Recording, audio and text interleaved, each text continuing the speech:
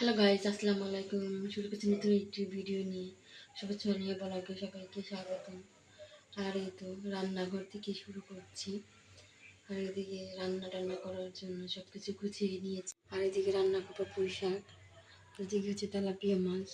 আর এই তো 2 রকমের মাছের উঠেছে মেশানো মাছগুলো। তেলাপিয়া মাছ দিয়ে রান্না করবো আলু আর বেগুন দিয়ে। আর এদিকে আমি পেঁয়াজটা ব্লেন্ড করে নিয়েছি, সব কিছু গুছিয়ে নিয়েছি। আর এখন শাক ধুচ্ছি, শাকটা ধুয়ে নেব, ধুয়ে তারপর চুলায় বসিয়ে দেব। সাথেই থাকবেন। এদিকে আমি সবজিগুলো ধুয়ে রেখেছি। আর এদিকে যেটা দিয়ে পুঁই শাক রান্না করবো সেই মাছটাও ধুয়ে নিয়েছি। আর এদিকে চুলাটাও ধুয়ে দিয়েছি, আর রান্নাটা বসিয়ে দেবো। এদিকে আমি শাকের জন্য মশলাটা কষিয়ে নিচ্ছি। আর এদিকে আমি মাছটা একটু কষিয়ে নেব, তারপর শাকগুলো দেবো। মাছটা কষানো হোক, মাছটা কষানো হয়েছে। আর আমি দিকে শাকগুলো দেবো।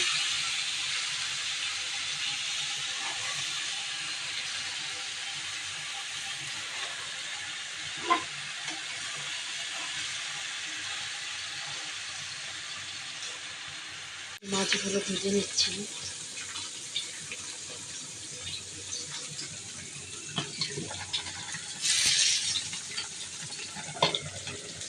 আর এদিকে আমি কিছু কুমড়ো বড়ি দেবো, ভেজে নেব।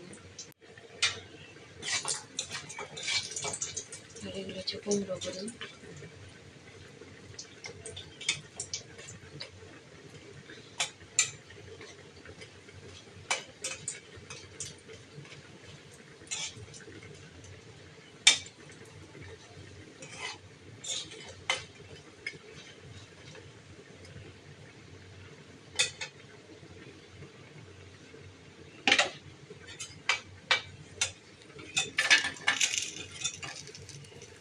কুমড়ো বড়িগুলো ঠেঙিয়ে চাল দিয়ে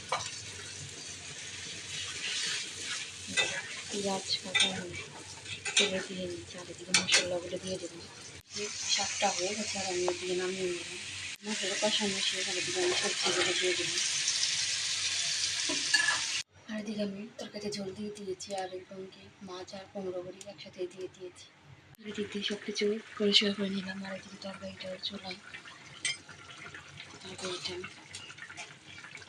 অনেক এসেছি। আর এদিকে তরকারিটাও হয়ে গেছে। আর এদিকে উপর দিয়ে আমি জিরা গুঁড়ো দিয়ে দেবো।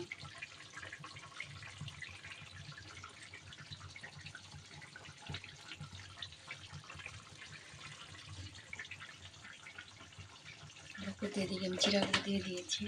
আর এদিকে তরকারিটা হয়ে গেছে, নামিয়ে নিয়েছি। আর এদিকে রাতের জন্য খেতে বসলাম।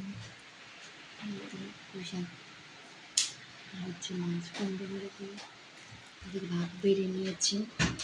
আর শাক নেব।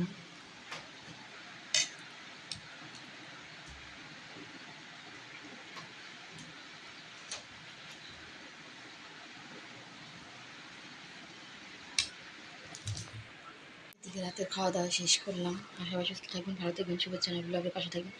আমাদের চ্যানেল সবাই সাবস্ক্রাইব করবেন, লাইক করুন, কমেন্ট করবেন, শেয়ার করুন। আর আমাদের চ্যানেলটি সবাই সাপোর্ট করবেন। আল্লাহ হাফেজ।